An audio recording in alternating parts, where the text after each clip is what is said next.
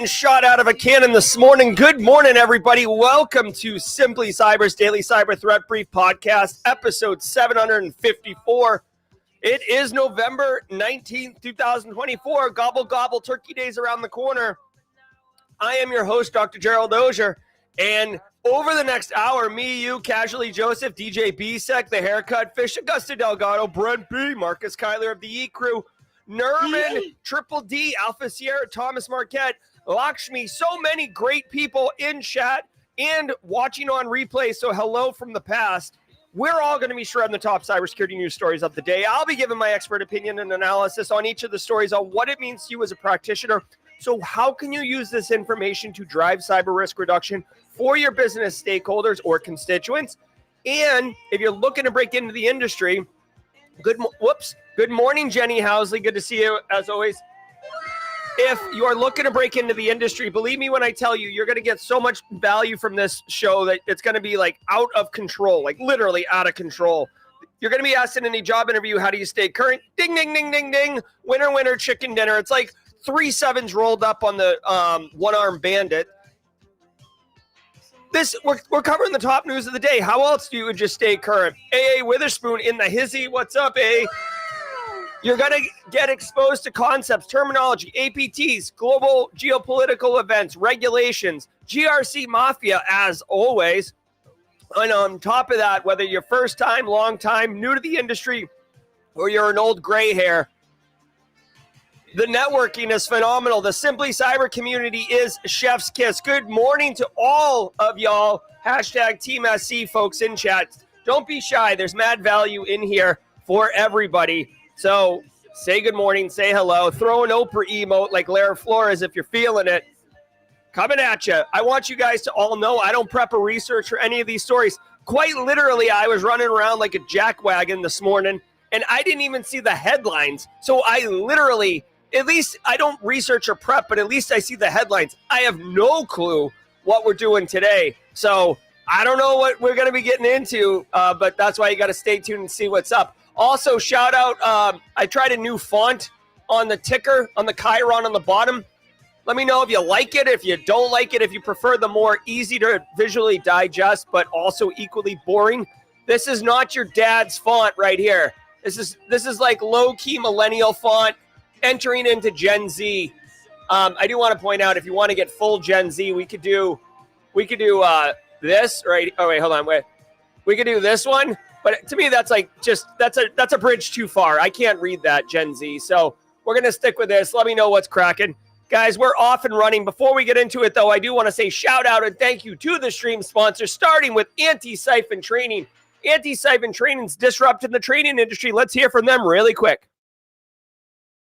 High-quality cybersecurity education, regardless of financial position. Check this out. I want to give some love and some praise to Antisyphon Training, powered by Black Hills Information Security. Antisyphon Training is absolutely disrupting the traditional cybersecurity training industry by providing high-quality, cutting-edge education to everyone, regardless of financial position. They bring industry professionals with years and years of experience into the classroom to teach you and anyone else who's interested practical skills that are in demand in the market today. And on top of that, the student experience is amazing, as you and hundreds or thousands in some instances of other students are actively engaging, networking, sharing tips, tricks, and experiences with each other, all live in the classroom. Go to antisyphontraining.com, check out their course calendar to see what courses they have coming up next. You won't regret it.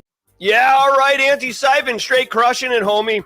Love it, love it, love it. Want to give a shout out to the ever creative and ever artistic DJ B-Sec, who is letting us know, DJ B-Sec, who's letting us know that the custom fonts are, in fact, fancy pants. We'll be getting into OBS later today, probably tomorrow, so stay tuned for that. Yo, every episode of the Daily Cyber Threat Brief is worth half a CPE, so don't be shy. Say what's up in chat. Grab a screenshot. Hashtag Team SC if you're feeling it. And if you're new here, hashtag first timer in chat.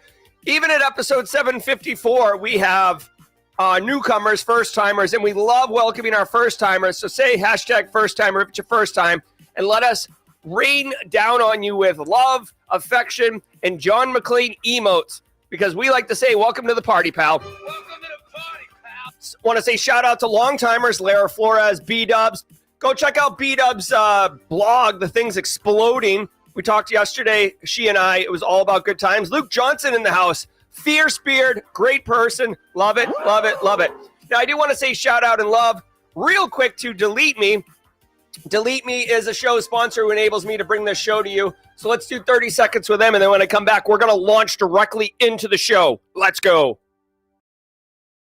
Especially since I share my opinions and hot takes daily, I'm hyper aware of my safety and security, and it's even easier to find personal information about people online these days. All the data is just hanging out there on the internet, and it can have real life consequences. But I recently found a solution, and this service is called DeleteMe. DeleteMe is a subscription service that removes your personal info from the largest people search databases on the web, and in the process helps prevent ID theft, doxing, phishing scams, stuff like that. And when you sign up, you tell DeleteMe what data you want deleted, and they go off and do it. Cool thing is you get a personalized privacy report every month that shows what they deleted, where they found it, etc. It's pretty cool. For me personally, it's like outsourcing your online privacy, which honestly, I don't have time to do that myself or do it well. So for them to handle it is awesome. Take control of your data and keep your private life private by signing up for DeleteMe now at the special discount for Simply Cyber listeners. The only way to get 20% off is to go to joindeleteme.com/simplycyber and enter code simplycyber at checkout. That's joindeleteme.com/simplycyber. All right, very, very cool. Now, we are about to launch into this. So do me a solid. Sit back. Relax. Oh, here we go. Oh, hold on one second. Really quick, just to share this in chat, and then we're going to launch. Because it's our own hashtag Team SC community member, Brittany White, a.k.a. B-Dubs. This is her blog right here. If you're interested, this thing's popping off. I'm going to drop a link in chat. B-Dub, hold on, I'll just do B-Dubs. I don't know why I can't tag you. Is she not in chat right now? I don't know. I don't know why I can't tag you, Brittany, but there we go. Boom. All right, do me a favor, everyone. Sit back, relax, and let's let the cool sounds of the hot news wash over us in an awesome wave. Oh, it looks like Jay Gold, a.k.a. J-Mod's on deck here. It looks like it's a water story. Let's go.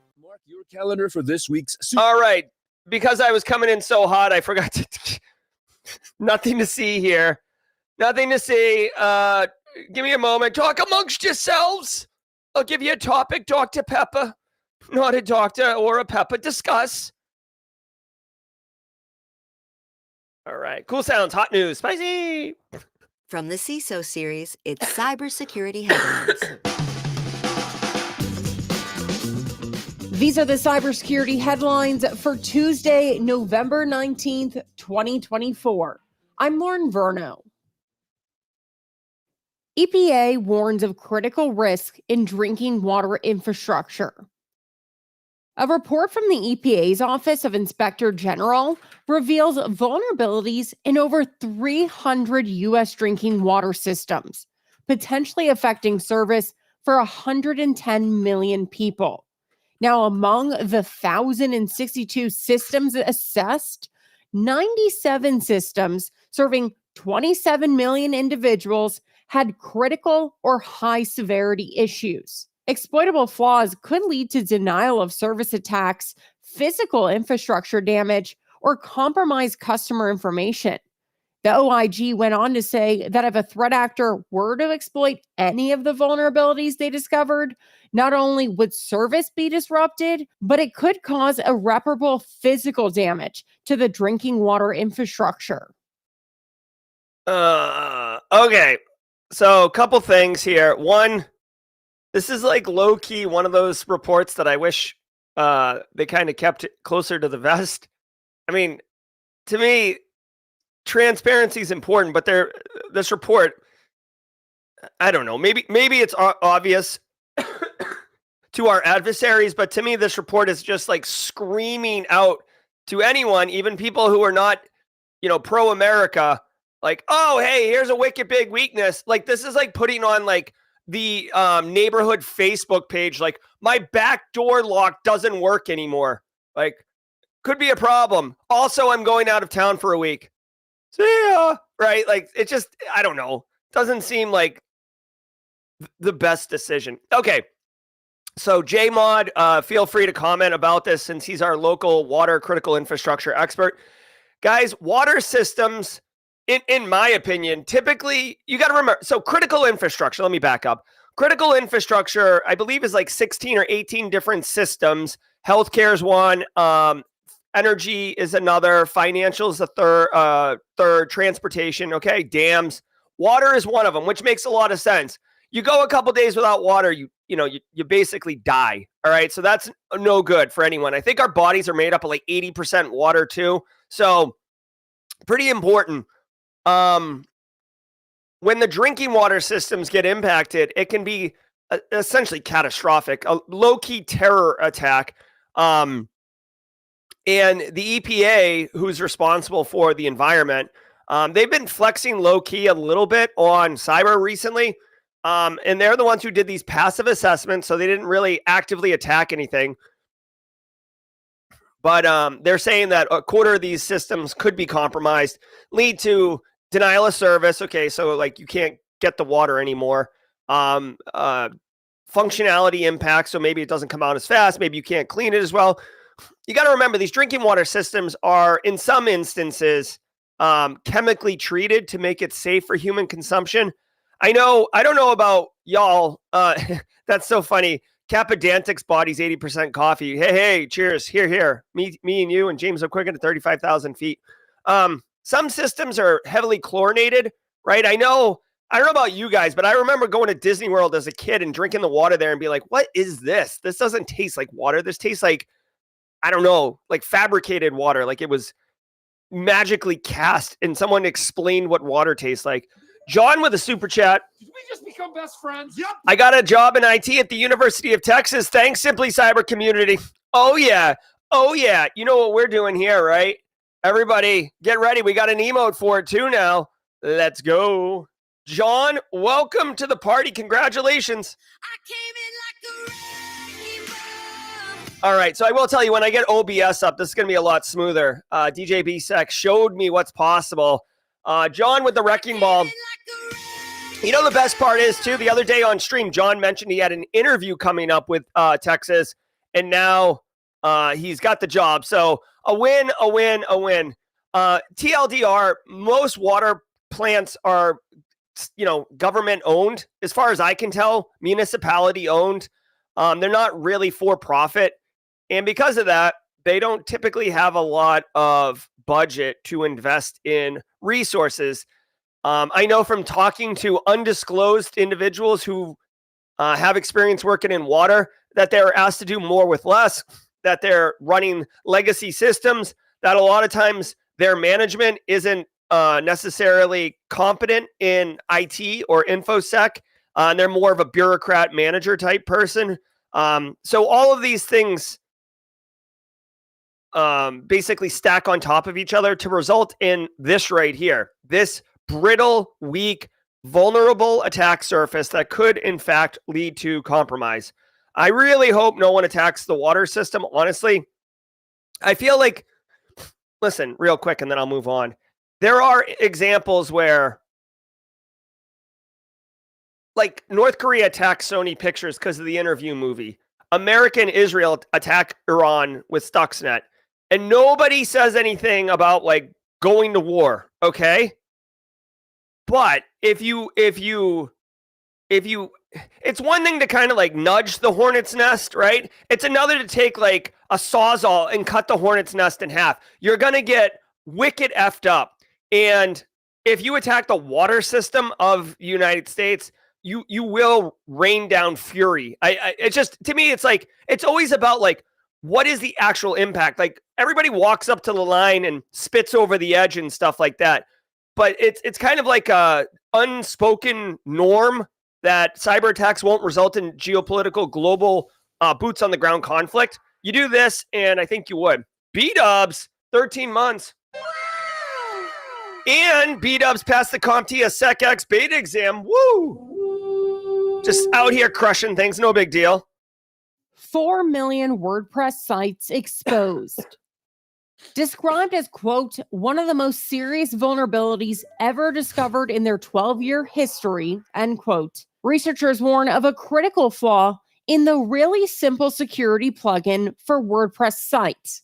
With a CVSS score of 9.8, the vulnerability affects over 4 million sites, allowing attackers to gain full administrative access to those with two-factor authentication, enabled by exploiting improper error handling in the plugin's REST API.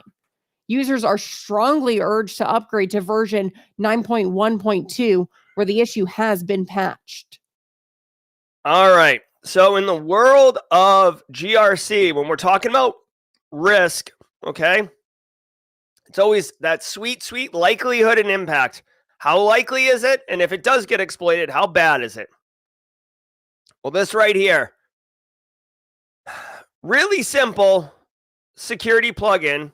Okay, so first of all, the irony is not lost here. The friggin' plugin is called Really Simple Security, yet it's offering a really easy to compromise vulnerability that allows full admin access. Okay, so full admin access would be high impact, right? And I got to see how hard it is to. The thing is, it's called Really Simple Security, which is hilarious. But at the same time, what's the likelihood of exploitation is really what I need to know here. You don't need, so it's an authentication bypass, which means you don't need to have creds. You can just bypass it and then get an admin account, which is pretty gross. Improper user check error handling in the two-factor REST API. So this would be basically a webhook API attack. You could use something like Burp Suite or Zap to attack this. It's scriptable, so you could go large-scale attack. Okay, so they get into this vulnerability. There's 4 million websites running this plugin, and it can be wholesale attacked. TLDR. Luke Johnson wants to rename the plugin Really Simple Exploit. All right, here's the TLDR. WordPress has plugins. WordPress can be vulnerable. WordPress notoriously has vulnerabilities and gets exploits all the time. For you as a practitioner, what I would strongly encourage you do is scan your infrastructure. If you have a huge infrastructure, maybe just scan your internet-facing assets first. Make sure you exhaust the IP range that you have available to you. That way, if Carl in accounting stood up a WordPress site for a bake sale or something stupid, you make sure that you catch it, right? So don't scan just for the IPs that you have on like a list. Scan your IP range exhaustively. Fleetus with 5 gifted subs. Did we just become best friends? Yep. Thank you, Fleetus. Fleetus giving the love, everybody. John V getting some of that love. DB, Ellery Doro, Connor DeVitt, Computer Geek. Very nice. Get into those squad emo trays, y'all. All right, so here's the deal. 1, find these instances, right? 2, I'm sure there's a patch for it, right? There must be. Hold on one second. Let me just... there is not a patch? Hold on one second. How is there not a patch for this yet, buddy? It was published on November 14th, so this is 5 days old. And yeah, it doesn't actually look like there is a patch yet. So you gotta patch it. Not good. Not good. Unfortunately. So this sucks. Okay, so here's what I would do. Until the patch is available for this thing, since it is trivial to exploit, it can be scripted, all these things. What I would strongly encourage you to do is find these instances, and then if they need to be, is there a good business case for them to be up? If the answer is no, then take them down until this thing gets patched, or put it behind a firewall until this thing gets patched. Like take it off internet facing, or disable this plugin, or accept the risk and just go YOLO and hope you don't get popped. And guess what? Hope is an absolute crap security strategy. There are plenty of businesses that use Hope and too small to be attacked. But guys, if you've ever stuck a honeypot out on the internet, which by the way, if you've never done it, it's a wicked fun exercise, but not super valuable as far as like telemetry goes. You will see that within 15 minutes, your box gets attacked, okay? Or at least probed at a minimum. So thinking you're too small, oh, it's just my little WordPress server, no big deal. Yeah, no, it'll get discovered. It will get popped. Liam Neeson, right? Threat actor version of Liam Neeson will find you, will exploit you. Okay. All right. Anyways, TLDR. Have a good business case for a WordPress site. All right. Sextortion scams bypass Microsoft security filters. Sextortion scams are getting more sophisticated. Threat actors are exploiting the Microsoft 365 admin portal to send those emails using legitimate O365mc@microsoft.com address, which is able to bypass spam filters and reach users' focused inboxes. By manipulating browser tools to bypass character limits in the message center's share feature, scammers send detailed extortion claiming to have caught your spouse cheating or include pictures of your home demanding Bitcoin payments. Microsoft is aware of the issue and investigating, but server-side restrictions have not yet been implemented. All right. So also Luke Johnson said in chat, like, not just disable the plugin for this last WordPress story, but instead of accepting the gap in your security, find a competitive plugin that offers this SSL capability for your website. You can use Let's Encrypt, honestly, to get a certificate. All right. So Microsoft 365 portal abused somehow to send sextortion emails. So here's the deal. I don't fully understand what the technical element is here to get past email gateway here. And it's not really email gateway because listen, if you've used Office 365 or M365, if you get email through Exchange Online, basically you have your focused inbox, which is supposed to be emails that you care about. And then you have your everything else inbox, which is basically trash. Okay. What they're saying here is threat actors are sending trash, fraud, scammy, bullshit emails, and they're getting into the focus section, which enables them to appear more legit and, frankly, get in front of your victim's eyes a lot more frequently. Now, they're using a phishing technique. It's called sextortion, but like, really, I'm an academic. I'm a nerd. Okay, based on what I'm seeing here, this is not.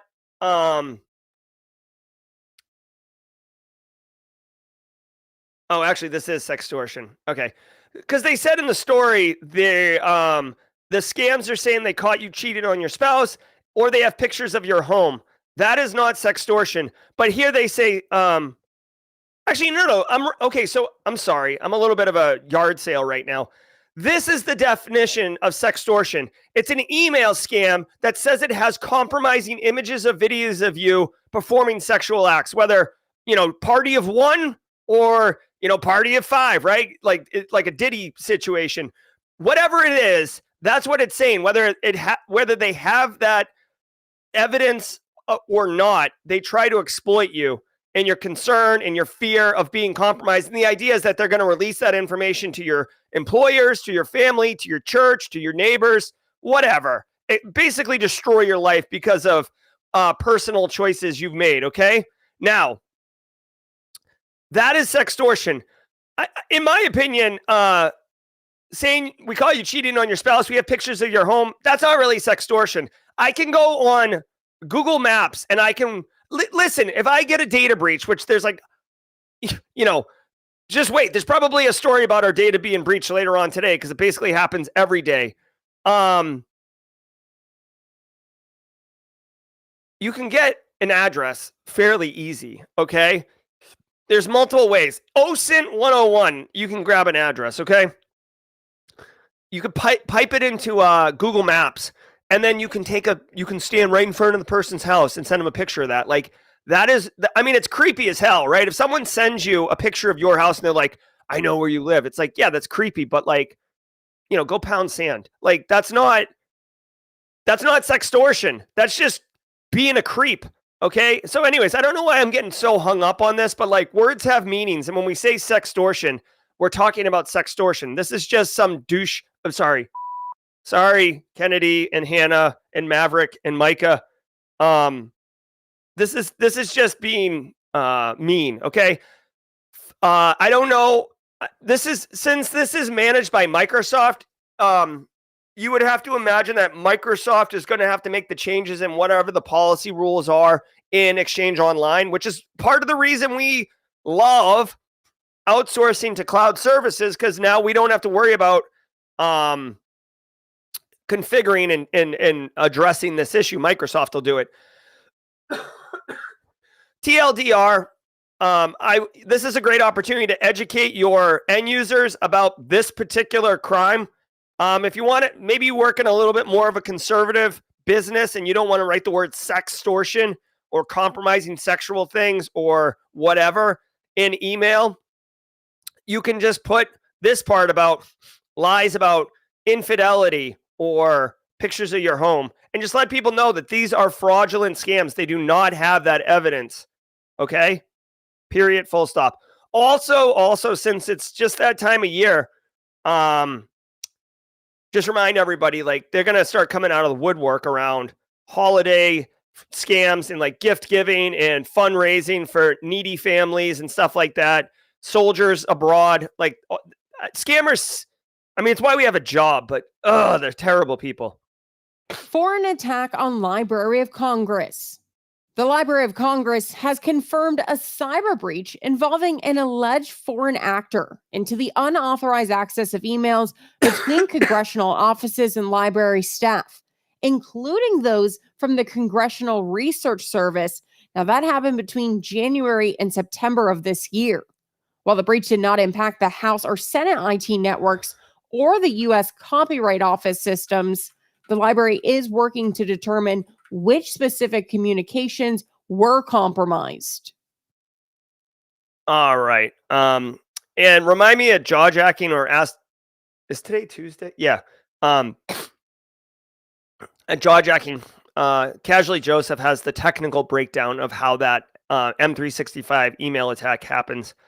So Library of Congress was hacked by had some emails hacked. Okay, this is like a story being told by somebody who like tells terrible stories.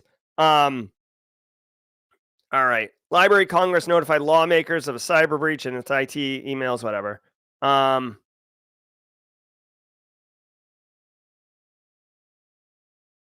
The library mitigated the vulnerability the adversary used. So what was it? Like creds? They reset the credentials? What? I mean, come on. An adversary accessed email comms between congressional offices and library staff. Okay. Seriously, this story is, dude. This story is like, you know, the food or whatever that they use to make spring rolls, like the really, really thin, doughy stuff that you can like hold up and look through. It's like borderline transparent. That's what this story is. Literally, this is the details of the story. Somebody's email got hacked into, and some emails were looked at. News at 11. Like, that's the story. They don't know whose, they don't know what, they don't know how. Like, this is like a nothing burger. All right. So I guess congressional offices use the library as some type of research arm. Okay. I don't know. All right, there we go. You like, I don't know what's up with this. Thanks to today's episode sponsor, ThreatLocker. Do zero-day exploits and supply chain attacks keep you up at night? Worry no more. You can harden your security with ThreatLocker. ThreatLocker helps you take a proactive, default deny approach to cybersecurity and provides a full audit of every action, allowed or blocked, for risk management and compliance. Onboarding and operation are fully supported by their US-based support team. To learn more about how ThreatLocker can keep your organization running efficiently and protected from ransomware, visit ThreatLocker.com. That's ThreatLocker. All right. Hey, thanks to everybody who said rice paper. That is right. And I definitely couldn't remember that word. Thank you, thank you, thank you. Let's do the mid-roll.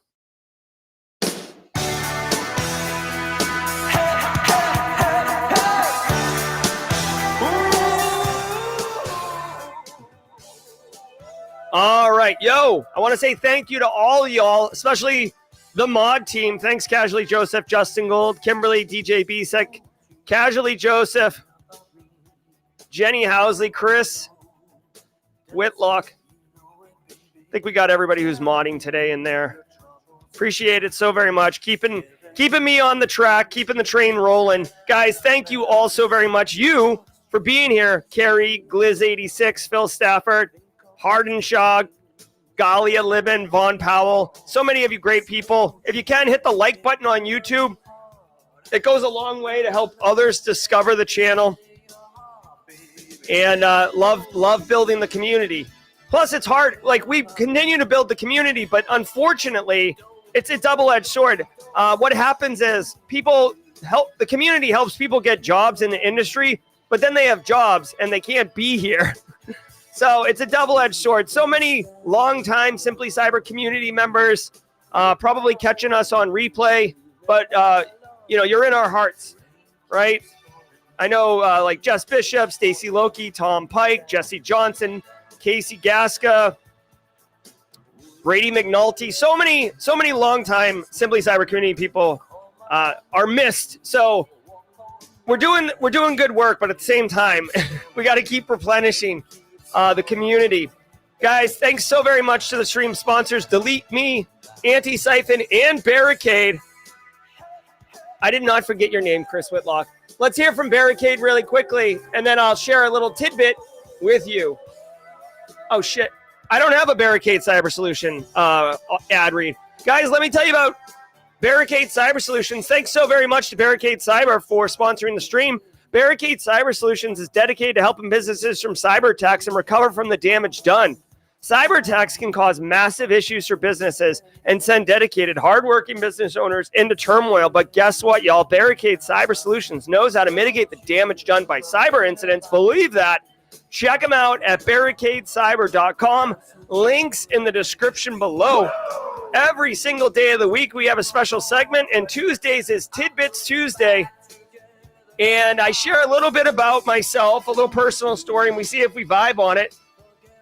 I got a great one for you. It's a banger from this morning, actually. So really quickly, you may or may not know, I have kids. One of them is 12, and he's a boy. I take him to school. So I drive my son to school. I wait in car line.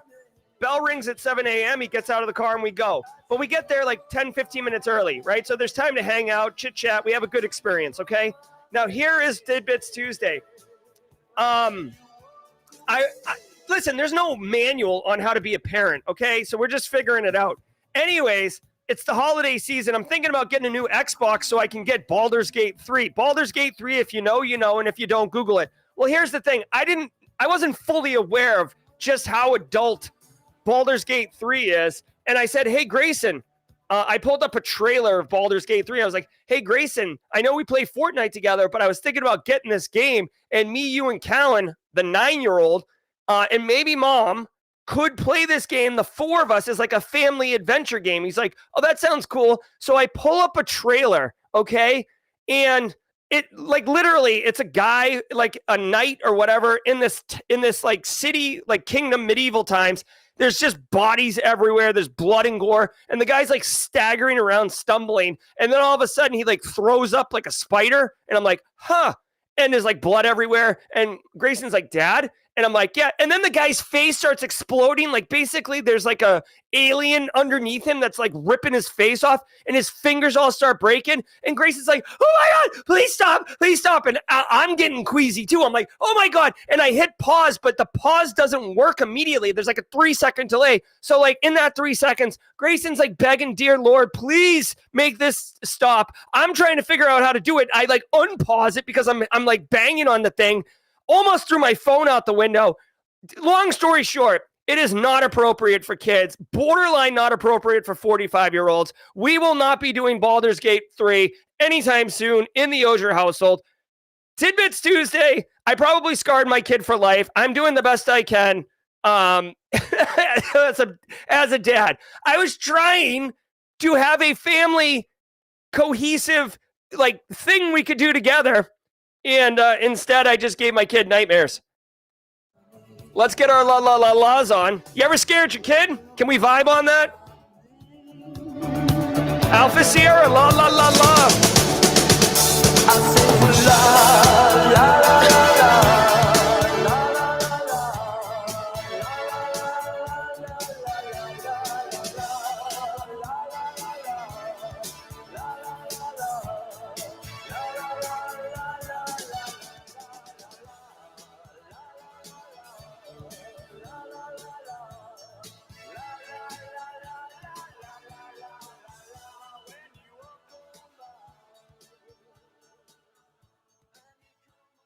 Hold on, I'm trying to see if I can find the one that I think it's. Hold on. I'll find. Ask me during Jaw Jack, and I'll find it. Oh, it's this one right here. Okay, I'll drop a link. I should have known, like when it said not like pending rating. Here, I'm gonna share this. This is the trailer in question. Also, I love how wading through logs comes into chat. Like, it's still dark out there. He just, like, wades into chat just to tell me boo. All right, let's get back to the news and finish strong, y'all. AI company out $250,000 in cyber attack. AI company iLearning Engines reported a cyber attack that resulted in the theft of a $250,000 wire payment. Now, in an SEC filing, the company explained the hacker accessed its network, misdirected the payment, and then deleted several email messages. The company says the wire payment has not been recovered. iLearning Engines provides automation tools to more than 1,000 companies in various sectors, including healthcare, education, and retail. Yeah. All right. And yes, I love how everybody's like trauma was meant to be shared. Hey, shout out to Andrea Riley being in chat. Been a minute, but good to see you. Or Andrea, depends on how you want to roll. All right. So, yeah, dude, AI company, AI is hot. Shall we play? That Hansel's so hot right now. Right. I mean, whatever. The fact that it's an AI company is irrelevant. This could have said Nabisco tells SEC 250 grand stolen. This could say Barricade Cyber. Hi, Eric. Tells SEC 250,000 stolen. It doesn't matter. The fact that it's AI is doesn't matter. Okay. This is business email compromise 101. Now, they don't get into too much of the details here, but they do say that the threat actor illegally accessed the company's environment, certain files on its network, misdirected a $250,000 payment, deleted a number of email messages. So these are the deets, okay? Number one, this $250,000 wire was the goal all along, okay? And do you know why? Straight cash. Straight cash, homie. That's the deal. They got into the environment. Probably, it says certain files on its network. So normally I would think it was just email that got accessed.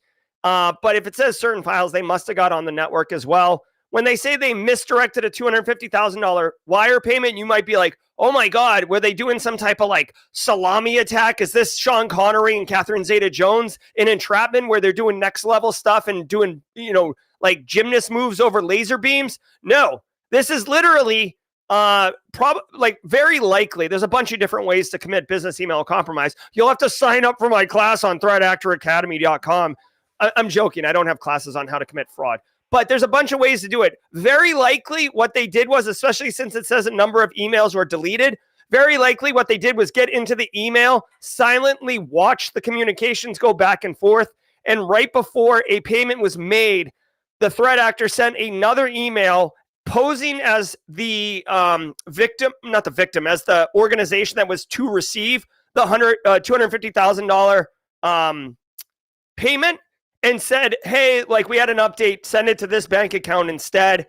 And then the organization that sends the money out has been communicating back and forth with this business the whole time. Why wouldn't they do it? Sure, no problem. Everything checks out. There's your money. And then the threat actor scoops it up, does a little phantom tax. Oh, you see what I just did there?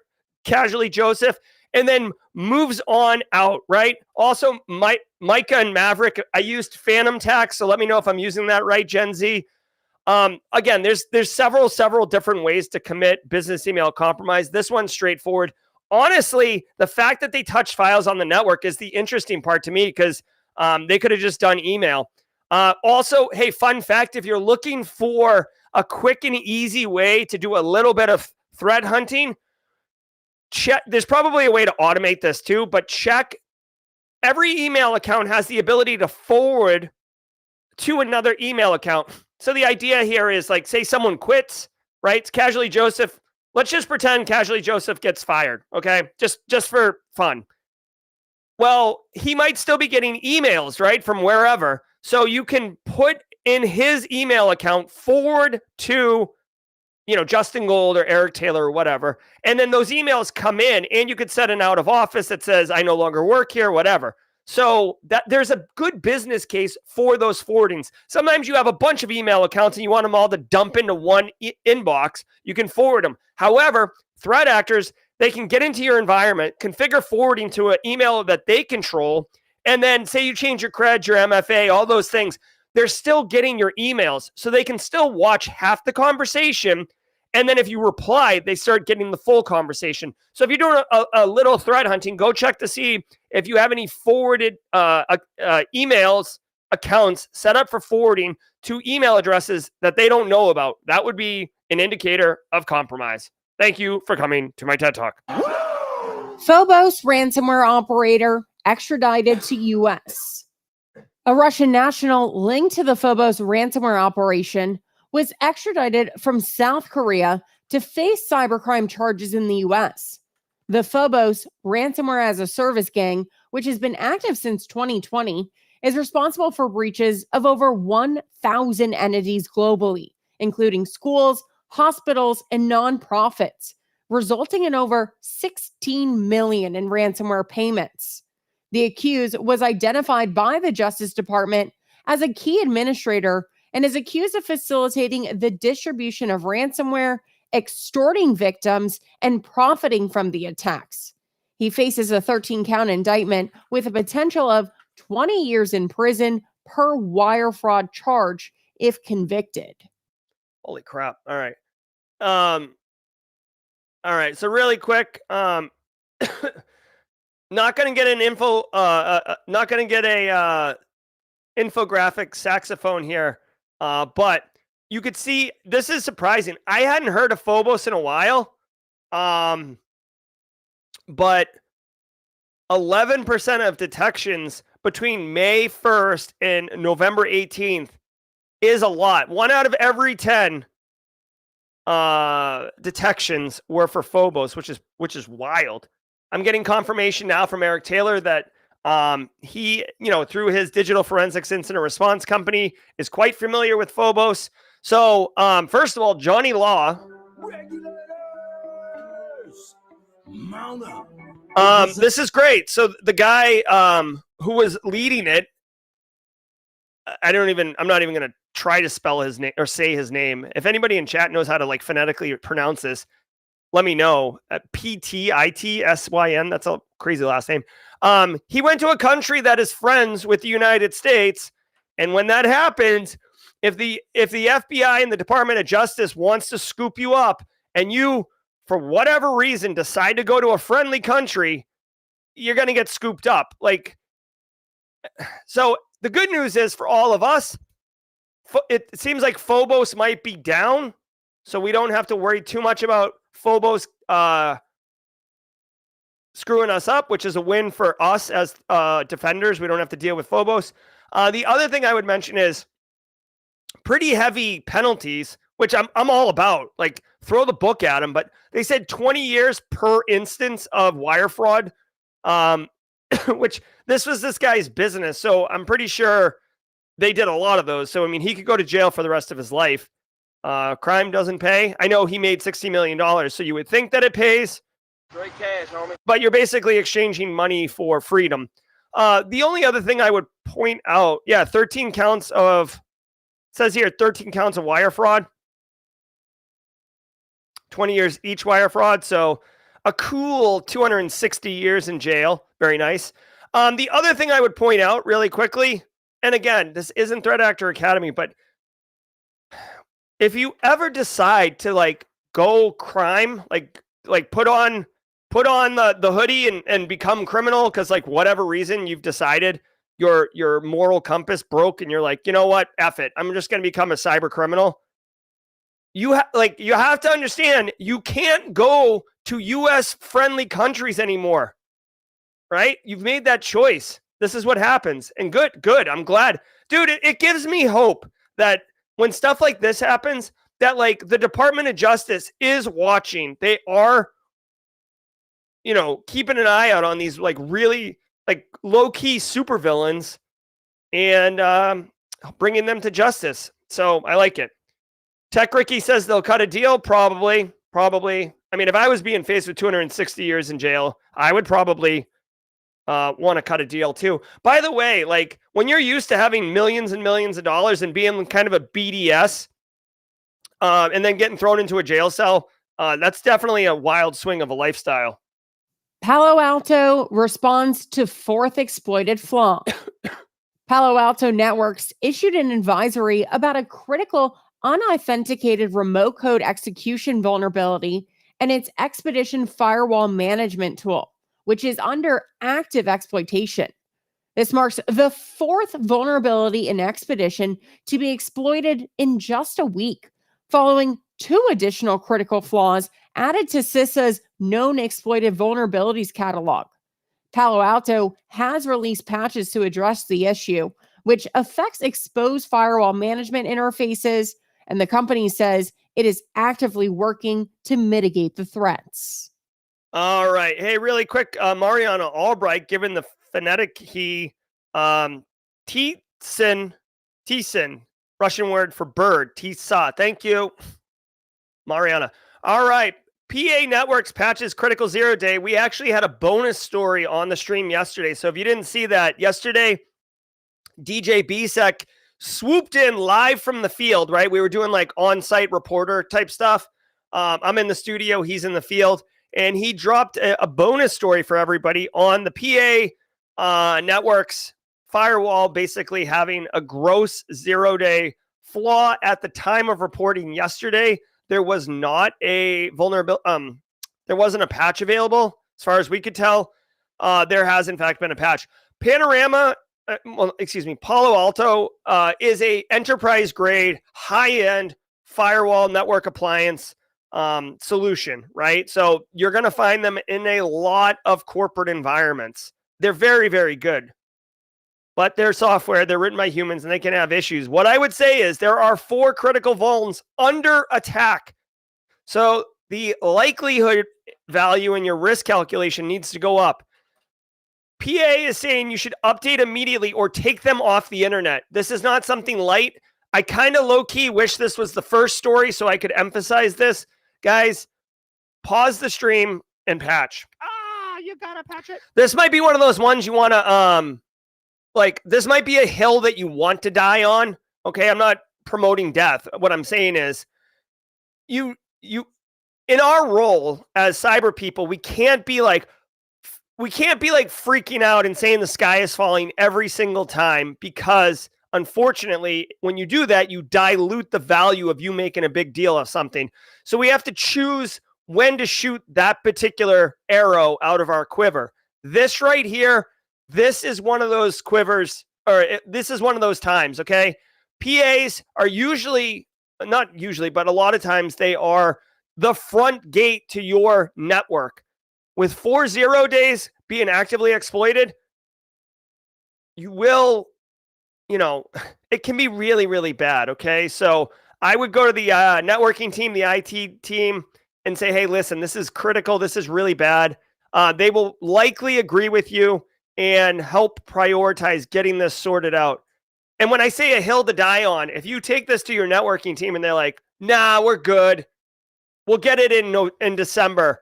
We're actually doing a ton of maintenance between Christmas and New Year's, so we'll get it done there. This might be one of those ones where you escalate to, your CISO or your director of InfoSec, so they can escalate it to the CIO and basically go up the org chart and then come down and have somebody who has authority over those people directing them to get this sorted out. Just a final touch. You gotta patch it. Oklahoma Medical Center hit by ransomware. Great Plains Regional Medical Center in Oklahoma is notifying over 133,000 individuals about a ransomware attack that compromised personal data in early September. The attackers access and encrypted files, exfiltrating sensitive information, including names, social security numbers, health insurance details, and medical records. According to Security Week, no threat actor has taken credit for the attack. All right. Healthcare, top 2 industries getting popped with ransomware. Manufacturing's the other one. 133,000 people's personal information compromised. That's not good. Obviously, that can lead to fraud and scams and all sorts of other stuff. When I think healthcare, though, I want to know, is the system down? Are we having to reroute people that are coming to the medical center because they're presenting stroke symptoms and they have to get rerouted wherever?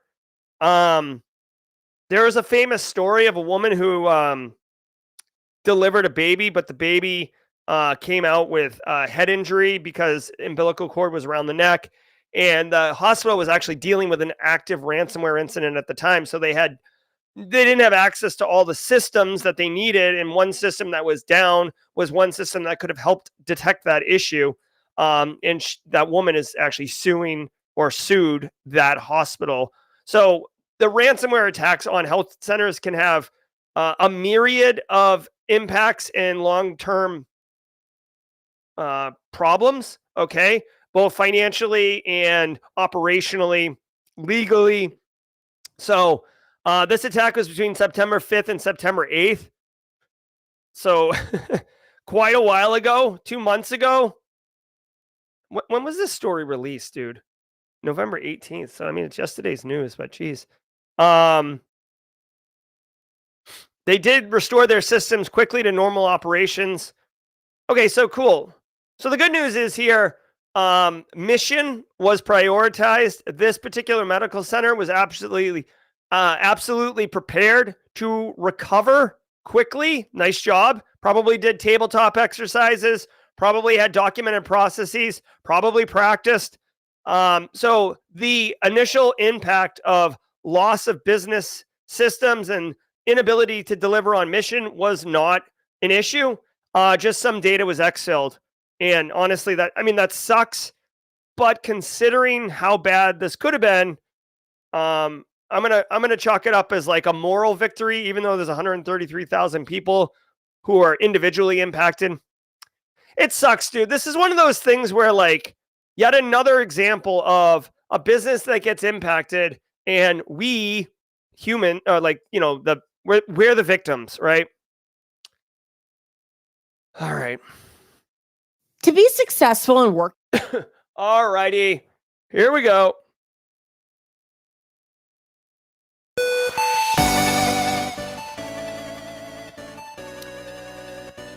All right, we did it, y'all.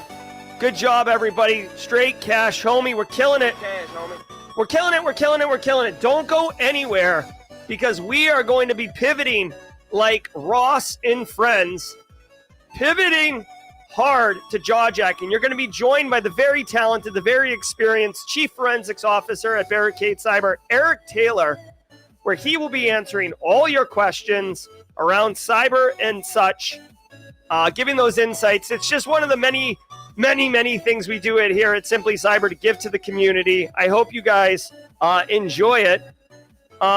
Quick reminder, we have Perry Carpenter on Thursday talking about social engineering and his research. Perry has done, come on, what are we doing here? What's up? Bro. All right, I guess I don't get the thumbnail. Whatever. Perry Carpenter right here, okay? So join us Thursday for that. Tomorrow at 8 a.m. Eastern time, we're going to be joined. Got a lot of big things coming up. Also remember that we actually just dropped a new course in the Simply Cyber Academy. And in addition to that, we are running a 30% off until the end of the month for Black Friday pricing with the code HOLIDAY30. So if you're looking to get some GRC training, that's what Simply Cyber Academy is. It's all about GRC and only GRC Mafia. Check it out and definitely take advantage of that 30% off as a holiday bonus kind of thing. All right, guys, I'm Jerry from Simply Cyber. I want to say thank you to all of you. Didn't see any first timers in there, so maybe we can get some tomorrow. Be well, stay secure, and have fun with Eric Taylor. Thank you all so very much. Until next time, stay secure. Cybersecurity. Join us every weekday for Jaw Jacking, where industry experts answer your burning questions about the cybersecurity field. Live, unfiltered, and totally free. Let's level up together. It's time for some jaw jacking.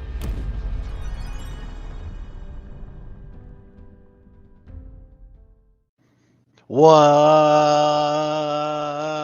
up?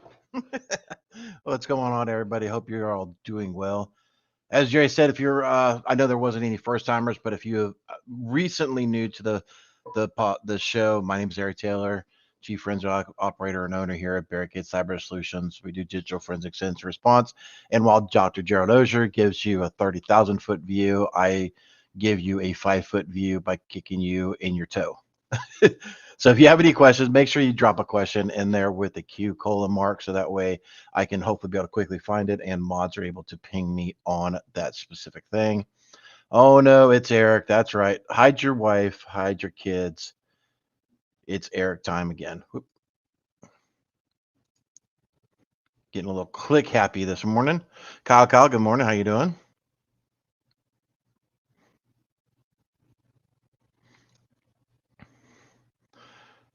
Alan asked, Eric Taylor, I'm thinking about going back to college, but not sure if it'd be worth doing it. What are your thoughts about cybersecurity in college? I'm not a fan of it. I honestly am not a fan. If you are going to go CISO route, if you're going to go high managerial, if you're wanting to go after government appointments and things of that nature, absolutely the college is the way to go.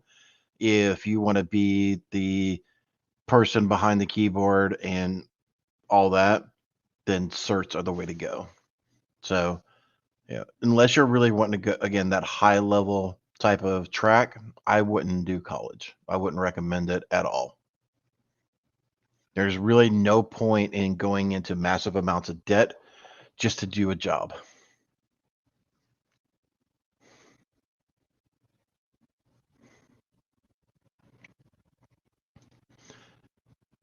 It's a toes day to be kicked in the toe. Yes, it's because I was almost going to say something else, but I decided to say toe instead of something else.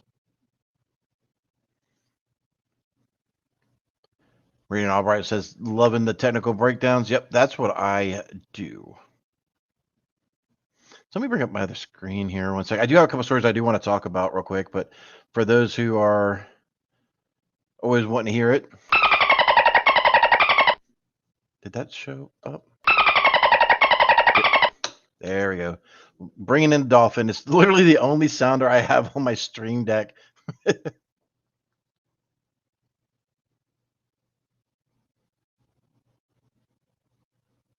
But I will say though, watching Casually Joseph go through his master's degree, this is something that's new to me anyway.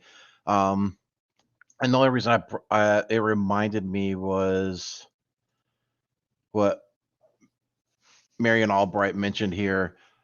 I didn't know that the masters and bachelors went and put you through certification. So you come out with a ton of certs by the time you get done with your degree as well. And that's something I did not know. So there is a benefit of that. Will you use all those certs? I don't know.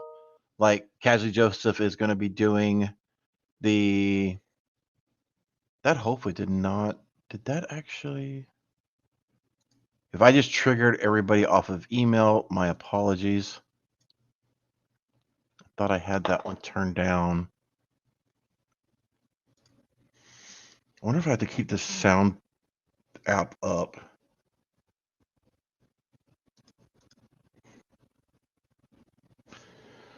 Windows Control V.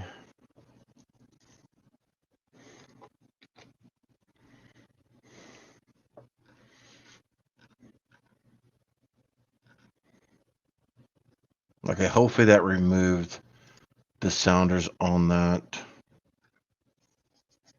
Okay.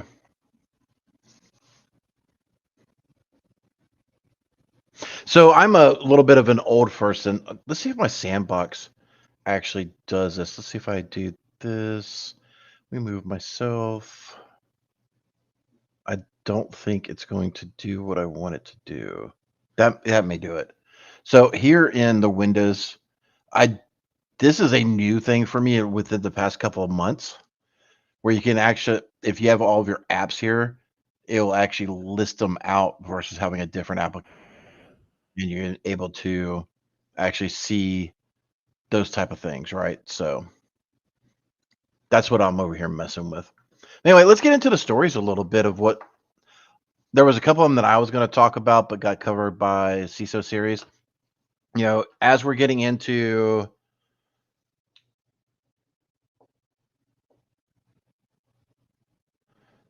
till the certs are vocab tests and you get nothing hands-on. Yeah, casually, I know what you mean, bud. Guys, so in the mod chat, he was making the comments like, yeah, you're just regurgitating what you learned in class. There's no real hands-on experience when going through those certifications. Kyle, this is a good thing before we get into this topic here.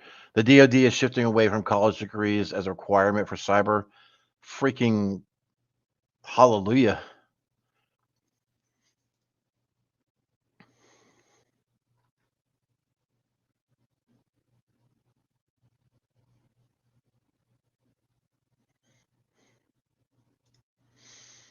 Grow slowly and organically, debt increase introduces risk. Yeah, absolutely. So we're a debt-free organization. We have been. We've never taken out a loan to do anything. Literally, we've always operated as a company. If we didn't have the funds, we saved the money for the funds. I literally had to get a credit card last year. Was it last year or 2 years ago? Just for travel. Because I can't tell you how many effing times I would travel. You'll get to the hotel and the card wouldn't work because of fraud alert. You call them, you let them know, hey, I got a bunch of traveling coming up, got to do this stuff. And it's the most uncomfortable feeling. You're at an airport or you're at the hotel and your card won't work because of potential fraud. And it's on the weekend. You can't get a hold of anybody. So I ended up having to break down and get a credit card for the business. So it really, really rubs me in all the wrong ways. And I talked about it before, but we're in almost a cashless society now. So like we can't even, here's a challenge for you. Next time you're going to a hotel, when you go to check in, be like, hey, I know I reserved this on a credit card, but I just want to pay you cash. You can still put your $200 for incidentals hold on my debit card. That's fine. But I just want to pay for this room in cash. You're not gonna be able to do it unless you're doing like some of the hotel Motel 6s and stuff. Like any of the major chains, you're not gonna be able to do it. So yeah, Miss Jenny Housley, even though she's probably already gone by the time I'm seeing that. So anyway, we are getting up to the holiday season. I definitely wanted to make sure that, this, as with every year, definitely please make sure you're educating your users, your family members. This is a time for the online shopping scams, things of that nature to cause massive damage to your financial infrastructure. So please just be aware of it. You're going to start seeing it more and more of these scam alerts of this, fake landing pages that have been brought up, things of that nature. This is one thing I've realized. We don't even have any doggone music. We have no music, and I really suck at singing.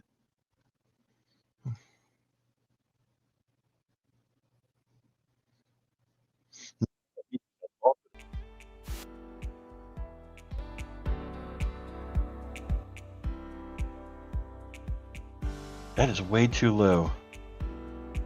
Anyways, I am just messing with. Is it my headset? No, I'm at 54.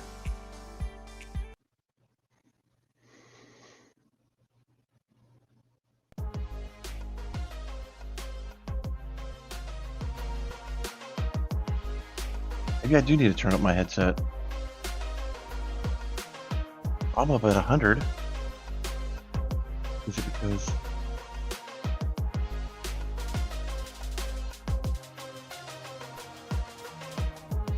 Y'all let me know, is that too low? Is that too low? Anyway, I do see some questions here. Let me just tag a couple of these real quick to come back to them. So Habib A is talking. A few schools do that, so that's good to know. And I don't want to OSINT what Casually Joseph is doing. He may have mentioned it before, but if you're curious, you may ask him to see what school he's going to.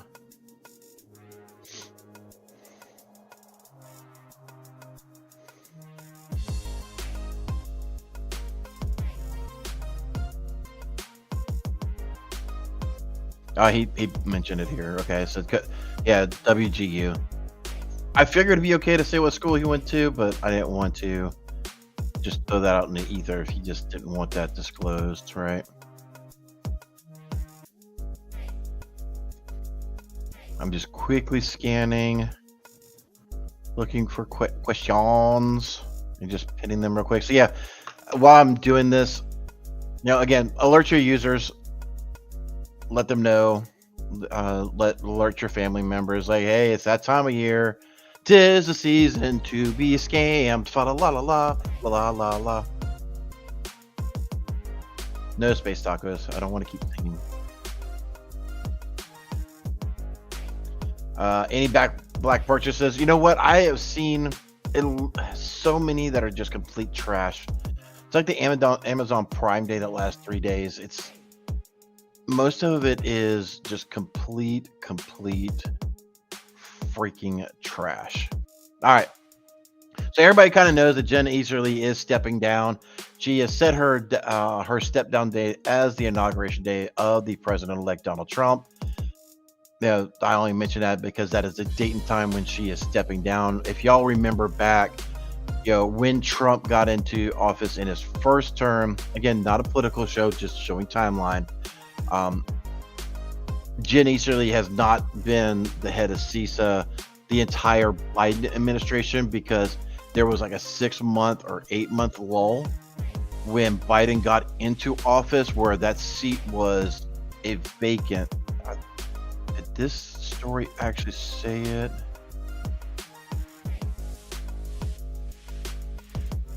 Oh yeah, 8-month vacancy after President-elect Trump fired the agency's first director, Chris Krebs. So So anyway, there's a lot of speculation and a lot of people that are coming out about it. We don't know what's going to happen with CISA under a Trump administration. And again, not political show, but there's been a lot of speculation and a lot of folks saying that, while CISA has been primarily consumer, private sector focused and trying to help protect the infrastructures and things of that nature of the private sector, he's going to pivot it to the public sector to strengthen and harden the government infrastructure that desperately needs some freaking TLC love in making sure things are a little bit better protected on there. So I'm a little torn on if that is the shift, how I feel about that particular redirection of that government agency. We'll have to see what happens, I guess, after a year or so of that pivot, if it actually happens in that direction, and kind of, make an assessment at that point, right? So I do think that, like I said earlier, I believe the government infrastructure definitely needs a lot more love and focused and attention than it's getting currently now. So I think in that direction it'd be very good. But I've also had many comments on here before where CISA keeps putting out the same things every year for Cybersecurity Month, and it's not making a difference. So it just may be where, as much as I hate to say it, it's just not having an impact. So maybe it's time for a pivot of sorts.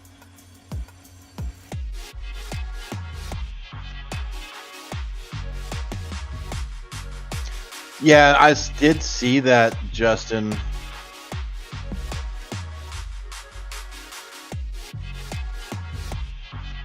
So those who don't know, it's being talked about on a lot of stuff that there was another telecom cable cut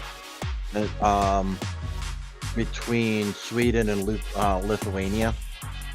And I'm surprised that was not talked about here on CISO series at all. I did see a lot of those rumors getting floated around that there's a lot of more cable cuts cables that are being cut. So as we talked, Dr. Gerald Auger talked earlier about Phobos and the impact that had by pretty much getting the administrator, one of the heads of that organization out. What's the screen flickering? It's definitely a cyber story, I believe, Justin Gold. But Phobos is definitely. Phobos flies under the radar a lot of times, so you're not going to see a lot of mentions of Phobos unless they're required to file like an 8K or K8, K8, I think. So being able to get that done, or unless there's a public requirement to let you know, because Phobos doesn't have a name and shame site. And they have a ton of variants. So it is very much a ransomware as a service operation.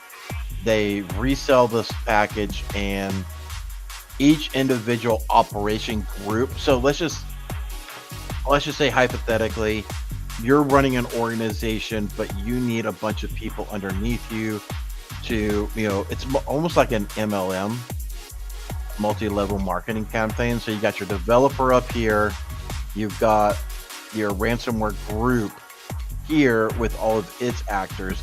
The group is responsible for its own communications, its own payments, things of that nature. So I don't know how much is going to really slow down Phobos, to be completely honest with you, because each group has its own file system that they have paid for, and I think at a yearly, and kind of go from there.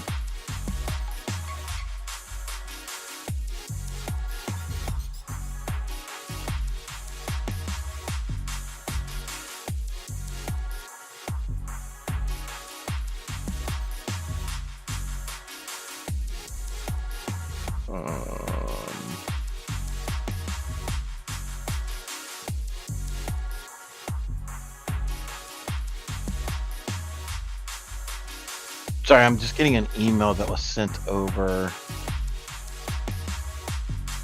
Give me a second why I minimize this screen. I need to jump into yet another quick screen.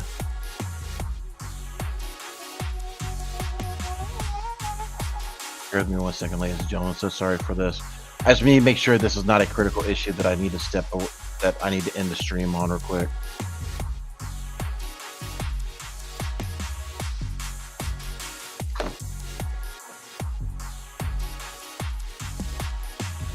Which building is okay?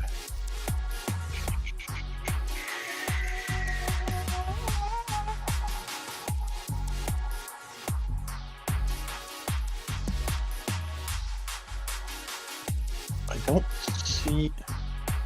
Sorry, I'm just talking to myself, ladies and gentlemen.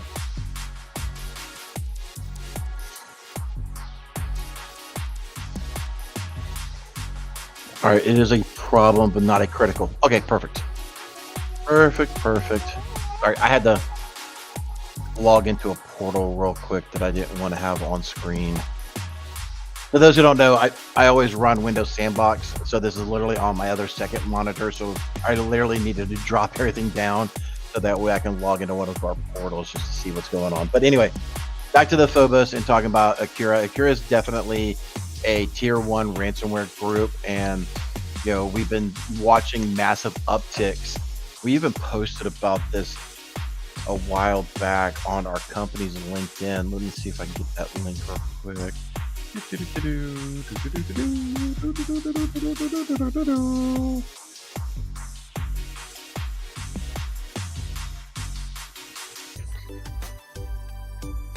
Come on, YouTube. The music is up too loud? Okay, thank you so much, mods. It's not very loud in my ear, though. That's what threw me off. So sorry if I was making people stress out about that one a little bit too much.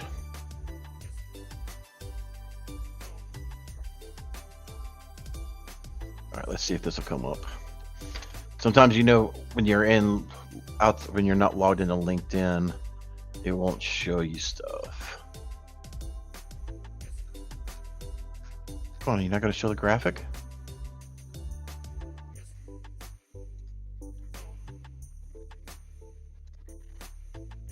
All right. It's not going to show the freaking graphic. I hate when it does that. All right, I'll post a link. Well, I could do this.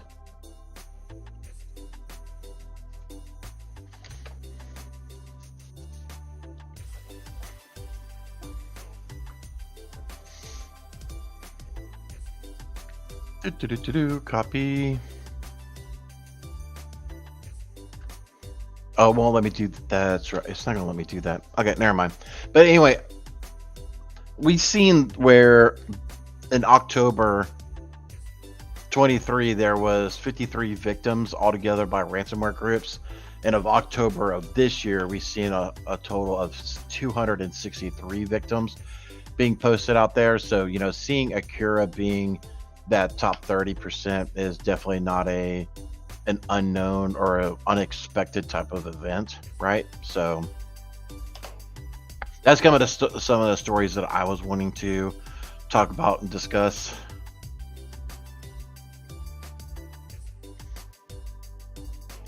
DJ B-Set coming in for the save in the green room. Thank you so much, buddy.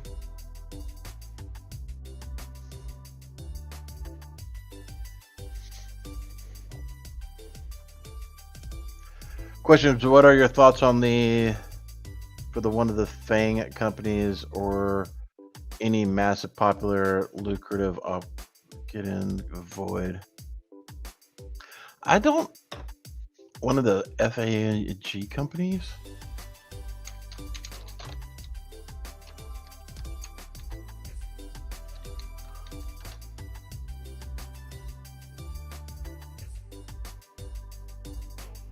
Okay.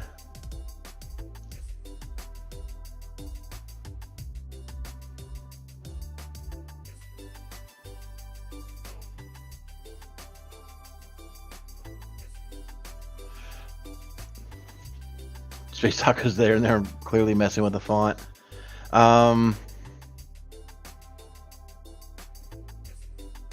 So I don't know. I mean, I don't understand the question. Like, are you talking about stock trade options? You know, actually going to work for them? I'm going to assume, Space Tacos, you're referring to going to work for one of these organizations. And I would say go for it. I mean, if there's a spot open for that type of thing, I would say go for it. The amount of knowledge that you could potentially be able to get from one of those organizations, you know, Meta, Facebook. I mean, we all talk a lot of trash about them, you know, just because of, you know, some of the stuff that they've been known to do. But I would imagine the hands-on experience and knowledge that you'll gain going through those would be next level. Like, you will learn a lot from those type of things. So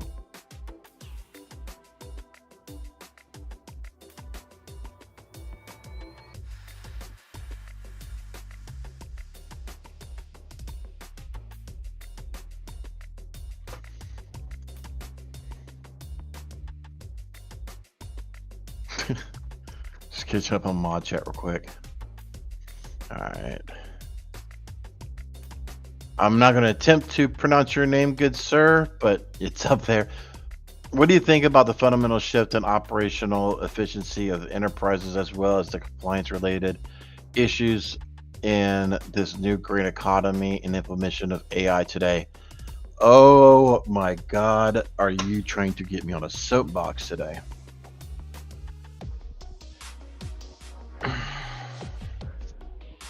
What do you think about the operational shift in the fundamental shift in operational efficiency of enterprise? So that part is a massive problem, getting enterprise companies to shift at all. You know, you've all been down the interstate, right? And you see one tractor trailer pulling another trailer, you know, and it's got the extension hitch or whatever on there, and then, you know, or, you know, one of those that's got what's called that low boy, where it's like the tractor trailer, but in the middle of the trailer, it's got that low part there called a low boy. And, you know, it's got a big freaking piece of equipment on there, you know, going down the interstate. You know, enterprises, I believe, are much like that, where making a shift, making a turn in the day-to-day operations is going to be a nightmare. It's not going to be an easy thing for any enterprise to do. So, you know, doing any sort of fundamental shifts well the first time around will be a miracle, right? So, with that said, as well, the other part of the question, as well as compliance related issues in this new green economy.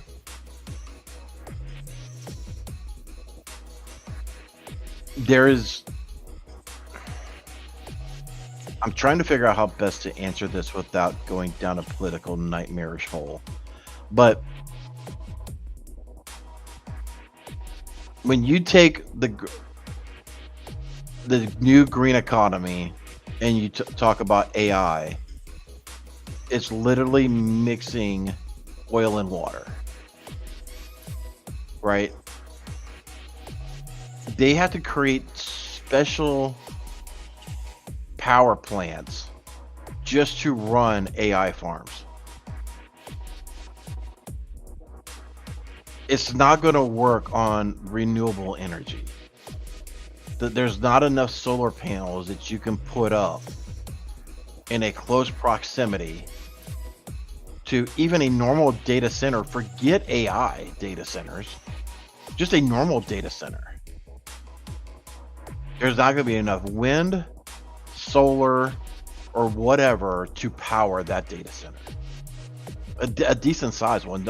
I'm not even talking about the multi-story ones, but you know, you take a good, decent size that's, you know, let's just say it's a collab, and they're, I don't know, let's say they have 50 rows of servers or server racks, and there's like 20 racks in there per row, right? So you've already got California and other states that are literally doing controlled brownouts. They're even telling people who own a Tesla or other EV vehicle, do not charge your vehicle during these hours because you're going to cause a freaking brownout. So there's no way to do green and AI with what's needed to power it. Is green technology cool? Yeah, it's a cool thing. I just think we are literally 10, 15, 20 years maybe before it could become a sustainable energy to provide enough to power these things, right? I mean, solar panels are getting better all the time. You know, not as fast as AI is being developed, but it's a different technology, right? Maybe AI will help construct more efficient solar panels. I don't know, but these, if you actually just go and look at, you know, on YouTube, don't take my word for it by any means, but look at power plants that are required to run data centers or AI data centers. It will blow you. You almost need a freaking nuclear power plant or a really good water dam. In fact, now that I say that out loud, I do think a lot of them are trying to shift over to the water dams for their power, because then you've also got the water to help cool down the power plant itself. So anyway, long freaking story just to go all nuclear. Wow, that was really loud in my ear.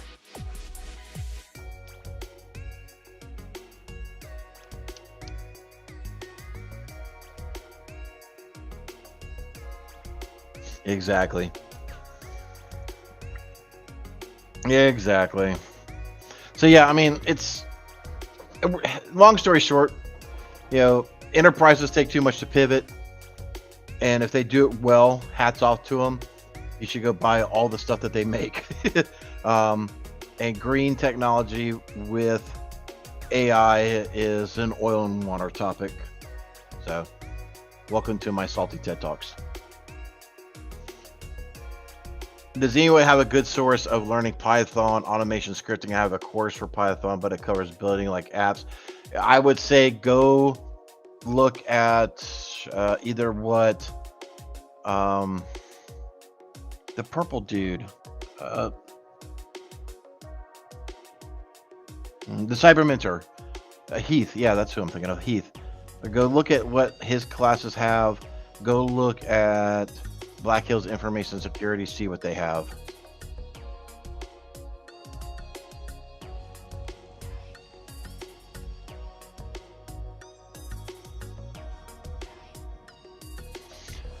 Kyle said, have you seen Sharp Rhino ransomware attacking Mimic as angry IP scanner? I saw it recently, dealt with it, and still a little nervous about happening again. But Kyle, you should be.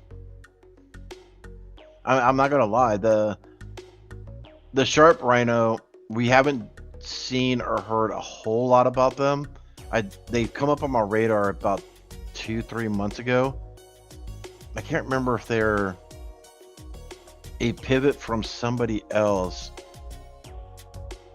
We haven't seen any cases, but I've seen some IOCs, and they are using Angry IP Scanner. They do have they've been using a PowerShell version of it as well that mimics Angry IP Scanner. So he built out a PowerShell port scanner to act just like it.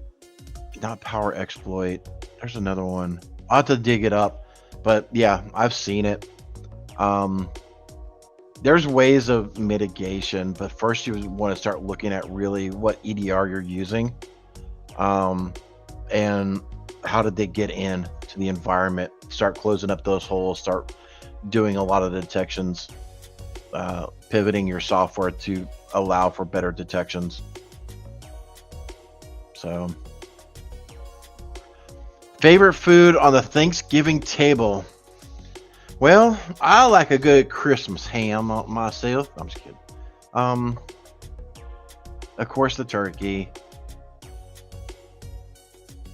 Thank you, bud.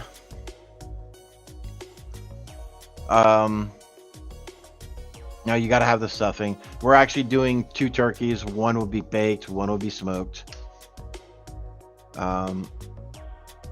Haven't found a good way to have good quality stuffing that you actually use a turkey for when you smoke it. So that may be something I try next year ahead of Thanksgiving. I just don't have the time this year to really test and mess around with it. But yeah, it's Hunter always loved these chocolate mousse pie things. It was almost like you know how like a pumpkin pie is a little firm, but it's got a little bit of gel or like wiggle to it. But there's like this chocolate pie that he fell in love with. So we'll still have a lot of those traditional stuff that Hunter loved. Deviled eggs.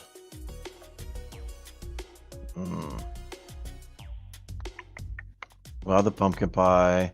Well, we're pretty traditionalist, right? So, I mean, we don't do anything really, really crazy.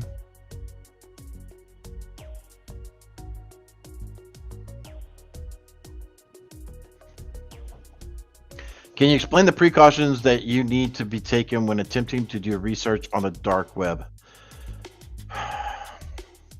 Samir, I'm not going to do it.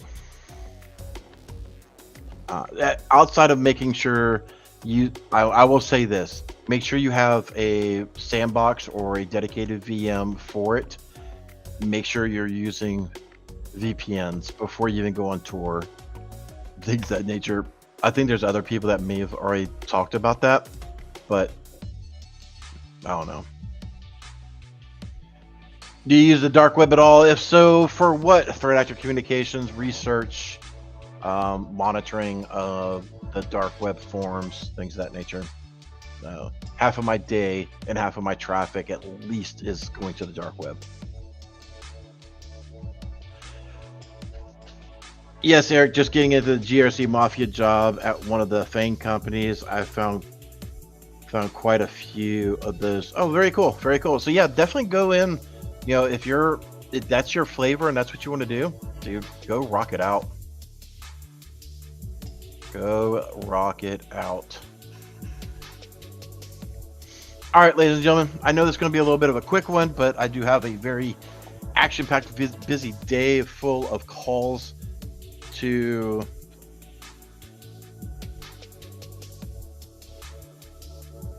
heard through my headphones.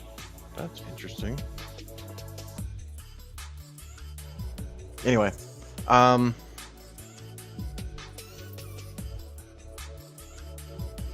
me know. Do y'all hear this? It shows it's coming through my screen share, which is the way I have things set up. Anyway, thank y'all so much for tuning in. I do greatly appreciate it. Y'all enjoy yourselves, and we will see y'all next time. You still have it? Yes, awesome. Take care, y'all. A kid whose passwords laid across all sites, they were the same. A criminal then found their fame by taking that data to go. Soon may a criminal come to steal your pictures and data and run. One day when the crime is done, they'll steal your account and go. content. Keep the cybersecurity train going by connecting with the other Simply Cyber community resources. We have the Discord server that's lively and always keeps the conversation going. You can connect with me directly on LinkedIn. And also every single weekday morning on the Simply Cyber channel, we're doing live daily cyber threat briefings, 8 a.m. Eastern Time, as well as Thursday at 4:30 p.m. We're doing live stream interviews with industry experts, and we produce videos that we push out every Wednesday morning. I'm Jerry from Simply Cyber. I hope you enjoyed the content, and we'll see you in the next one.